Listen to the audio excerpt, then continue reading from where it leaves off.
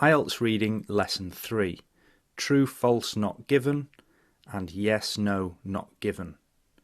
In the previous lesson, I gave you a list of basic exam techniques. We're going to use the same techniques today and maybe one or two other tips as well for this type of question. Here are the techniques that I talked about in the previous lesson. I'm not going to go through them in detail, so pause the video and read them if you want to. And I'll repeat what I said in the last lesson, that numbers 4 and 5 are the most important. I call these the keyword technique. This is how you really find answers in the reading test. You underline keywords in the question, then search for those words in the passage. Compare carefully between the question and the passage to try to get the answer. We'll try to use these techniques and one or two others for today's questions about true, false, not given and yes, no, not given. First, let's look at the difference. Is there a difference between the following: true, false, not given and yes, no, not given? The answer is yes, a very small difference. They use true, false when the passage is about facts. Is this statement true according to the passage or not? So the question will say something like this: are the statements true, false or not given according to the information in the passage? On the other hand, the exams use yes and no when the passage is about the writer's views or opinions. So it's not about facts this time, it's the writer giving some views.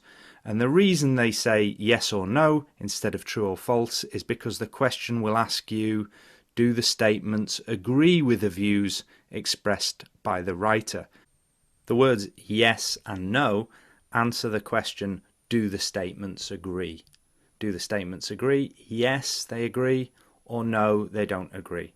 That's why we need to write yes or no instead of true or false for this type of question.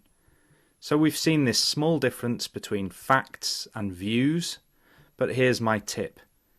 These differences are not important. We can approach both question types in the same way. Just think correct, incorrect, or not given. Now that you understand this small difference between these two types of questions, we can forget about it completely. Don't worry anymore about the difference between true and false and yes or no, because we're going to approach them in exactly the same way. Before we do our main exercise for today, let's look at some quick examples. These examples come from my blog, so you may have seen them before, but I think they're useful, just to show the techniques. The first example will be for an answer that's going to be true. Remember, we don't look at the passage first, we go straight to the questions. So here's the first question. It is possible but not normal to say powerful tea. And this is a true, false or not given question. Well, the first thing before looking at the passage is to underline some keywords. I underlined possible, not normal, say powerful tea. I think powerful tea is our main phrase, our main keywords, because they're very strong words that we can search for easily. Let's read the passage now at normal speed. Remember, no skimming or scanning, we just read at normal speed. While the same meaning could be conveyed through the roughly equivalent powerful tea, the fact is that English prefers to speak of tea in terms of being strong rather than in terms of being powerful. So I'm sure you noticed powerful tea in there. That was the easiest phrase to see from the question. Now we need to look for, is it possible to say powerful tea? Well, back to the beginning, while the same meaning could be conveyed through the roughly equivalent powerful tea. Well, if the meaning could be conveyed by saying powerful tea, that does mean it's possible. Could be means possible, and convey a meaning can mean the same as say. So yes, it is possible to say powerful tea, but is it normal? Let's keep reading. After powerful tea, the fact is that English prefers to speak of tea in terms of being strong rather than in terms of being powerful. So English prefers strong rather than powerful. That means it's not really normal to say powerful tea. It's much more normal to say strong tea. So the answer is true. Now let's look at a yes question. Very, very similar. Remember, the only difference is that this will be the opinion or view of the writer. Apart from that, we're doing the exactly the same thing. Here's the question. The information age is characterized by our exposure to an abundance of data. Underline keywords, information age, abundance of data, and maybe our exposure. Then we go to the passage. The information age now buries us in data coming at us from every which way. This is easy. We saw the information age, and now we can see buries us in data. That means the same as an abundance of data. There's too much data. And one other keyword that you can see there is we've got our in the question and us in the answer as well. They're just making sure that we're talking about the same people. Let's move on to a false answer now. Here's the question. He dedicated the whole day to his work. Underline keywords, dedicated, whole day, work. And then we go to the passage. At noon, he ceased work for the day and spent half an hour practicing the flute, on which he became quite a skilled performer. Hopefully you noticed ceased work for the day. What time did he cease work? Cease means stop. What time did he stop working? At noon. So if he stopped working at noon, he definitely didn't dedicate the whole day to work. So the answer's false. Let's look at a no answer. Again, it's just the same as a false answer, but it's going to be about a writer expressing views or opinions. Here's the question. The majority of choices we make on a daily basis are conscious decisions. I've underlined majority of choices, daily, conscious decisions. Let's go to the passage. Most of the choices, well, I can underline that already. Most of the choices means the majority of choices we make each day, daily, may feel like the products of well-considered decision-making, conscious decisions, well-considered decision-making. At the moment it looks like it's a yes answer, but then we read on, but they're not, they're habits. So they are not conscious decisions, these choices that we make, they are habits. So the answer's no. Again, it was just about finding the keywords and comparing the question with the passage. Finally, let's look at a not given example. Here's the question. Houdini was more successful in Europe than in America. What are we searching for? We're searching for, well, first we've got a name, Houdini. Then more successful, Europe than America. Notice we've got a comparison there. More successful in Europe than in America. But the strongest keyword to search for, of course, is the name Houdini. Going to the passage, he first attracted attention as Harry Handcuff Houdini, underline that, on a tour of Europe where he challenged police forces to keep him locked up. We found something about Houdini and about Europe, but nothing about America and no comparison about more successful. So we have to say not given for that one.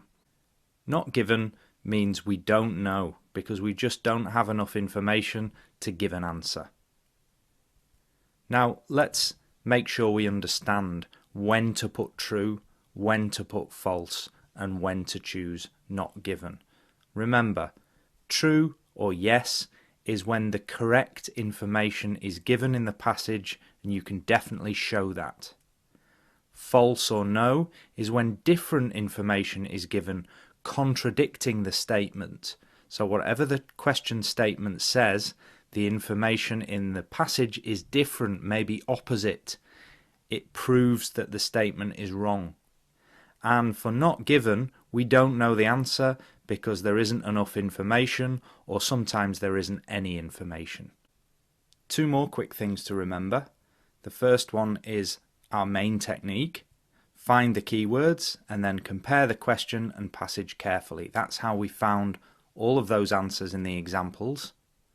The other thing, which I haven't mentioned before, is that answers are always in the correct order in the passage for this type of question. If you have a section about true, false, not given, or yes, no, not given, you should be confident that the answers are going to come in order in the passage. That really helps you. You don't have to go back to the beginning for each question. Now we can go to today's example test questions.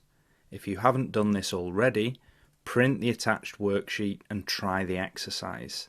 I'm going to go through the answers now, so if you haven't done the questions already, it won't make as much sense and you won't learn as much. Anyway, here we go. The first thing to do when you have an IELTS reading test is read the title. The title of this one is The Development of Sanitation Systems. Sanitation is about dealing with wastewater in a place. Next, what do? Well, we go straight to the first question. We don't waste time reading the passage. The first question is this: early sanitation systems became more intricate as city populations grew. So, true, false, or not given. That's what we have to decide. I'm going to underline some keywords first. As you can see, most of them are keywords in this case. Early sanitation systems, more intricate, city populations grew. Now, probably the hardest word in there is intricate. If you don't know that word, it might limit you, it might stop you from getting the right answer. So IELTS reading is a vocabulary test, remember. Intricate means complex or complicated. So is it true that early systems of sanitation became more complicated when the city populations got bigger, grew? Now we need to go to the beginning of the passage and read at normal speed. The first sanitation systems, that could be the same as early, were built in the prehistoric Middle East, in the southeast of the modern country of Iran, near Zabul. An inverted siphon system, along with glass-covered clay pipes, was used for the first time in the palaces of Crete, Greece. It is still in working condition after about 3,000 years. So we found the first keywords, early sanitation systems, but we haven't found anything about more intricate or city populations grew. So we need to continue to the next paragraph. And here we do find the answer. We read, higher population densities, that means the same as populations grew, required more complex sewer collection and conveyance systems to maintain sanitary conditions in crowded cities. What other keywords have we got there? We've got more complex, means more intricate. We've got sewer systems, which is the sanitation systems again. And we've also got cities. So the high population densities are in the cities. So this must be true, because the early sanitation systems did become more complex as the cities grew. Let's try the same techniques for number 2. Question 2. The ancient water management systems of the Indus Valley are still in use today. True, false, or not given? Well, I'd underline first Indus Valley. That's the easiest thing to search for because it's a name. Also, then we could look for ancient and systems and still in use today. So basically, are these Indus Valley systems still in use today? Remember, we don't need to go back to the beginning of the text. We can continue reading where we finished question 1. So here's the rest of the paragraph after question 1. The ancient cities of Harappa and Mohenjo-Daro of the Indus Valley civilization. Well, let's stop there. We've already seen ancient and Indus Valley. So we're in the right place to get this answer. Indus Valley civilization constructed complex networks of brick-lined sewage. Well, networks of sewage could be the same as water management systems. The only thing left to find is, are these systems still in use today? So let's carry on from the word sewage. Drains from around 2600 BC and also had outdoor flush toilets connected to this network. No information about today yet. The urban areas of the Indus Valley civilization provided public and private baths. Sewage was disposed through underground drains built with precisely laid bricks, and a sophisticated water management system with numerous reservoirs was established. Still nothing about today, nothing about whether these systems are still in use today. So it's looking like a not given answer for me, but just to be safe, we could quickly check the beginning of the next paragraph. Roman towns and garrisons in the United Kingdom. Now this has gone on to a new topic now. It's not about the Indus Valley anymore, it's about Roman towns. So I think that we can safely say not given. However, one technique is, if you're not sure, miss that question, go on to the next question and then return later. We know that the answers go in order, so if we can find number 3, then we know that the answer for question 2 should be somewhere between numbers 1 and 3. But for today, we'll leave it there. Not given is the correct answer for number 2. Let's move on to number 3. Some sewage networks built by the Romans in the UK were made out of wood. The keywords I'm underlining: Romans in the UK, sewage networks again, and made out of wood. We go to the next part of the passage. Roman towns and garrisons. We've got the Roman in the United Kingdom, so we're in the right place. Between 46 BC and 400 AD had complex sewer networks, so we found the sewage networks, sometimes constructed out of hollowed out elm logs. Well, the answer's there if you understand the vocabulary hollowed out elm logs. Elm is a type of tree and logs are pieces of wood from a tree. So made out of wood, well, we've got the word made and constructed. Made out of wood, constructed out of logs, pieces of wood. And there's a few other keywords. We've got some and sometimes there. So if we look at all of that, some networks sometimes, built by the Romans in the UK, yes, were made out of wood, constructed out of elm logs. So all of that means that it's true. The information in the question and the passage is the same. There's an interesting point from that question to remember. IELTS reading is a vocabulary test. Did you know, for example, that the word log means a piece of wood from a tree? If you did, you know the vocabulary, the answer would be easy. If you didn't, you're going to have difficulty getting the correct answer. Now I'm going to quickly give you the answers for questions 4 to 7 on the worksheet. So here's question 4. Rome had the most developed of all ancient sanitation systems. The key words here were most developed. This is a comparison, and there was no information in the passage about a comparison between Rome and other ancient systems. So the answer has to be not given. Then we go on to number 5. By the time of Queen Elizabeth I, the majority of cities had built sewers for wastewater. So you'd look for the keywords Queen Elizabeth I, majority of cities had built sewers. And here's the part of the text where we find the answer. So we find Queen Elizabeth I there in the middle, and then we find the keywords that give us the answer. Most cities did not have a functioning sewer system. So the answer must be false because it's the opposite. Cities did not have a functioning sewer system at this time. Then on to number 6. Poor sanitation systems during the industrial era posed a significant health risk. Looking for the keywords poor sanitation, industrial era, and health risk.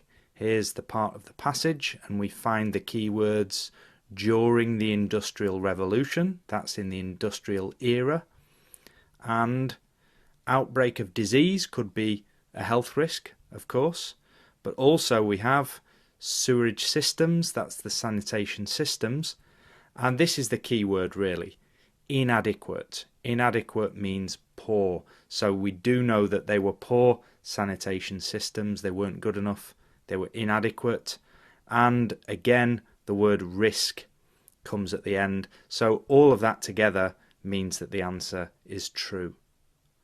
Finally, number 7, the world's first complete sewage network was constructed in the USA. You're looking for the world's first complete sewage network, and was it in the USA? Here's the part of the text that you needed. The first comprehensive sewer system was built in Hamburg. That tells you everything. The first one was in Hamburg, Germany, not in the USA. Even though the United States is mentioned, it's clear that the correct answer was Germany, Hamburg, so we have to put false for that one. That's the end of that exercise and my analysis of the answers. Hopefully you've made a keyword table from this lesson, and you'd put your keywords in the questions and similar words in the passage in the 2 columns. Here are some of the words that I chose from this lesson.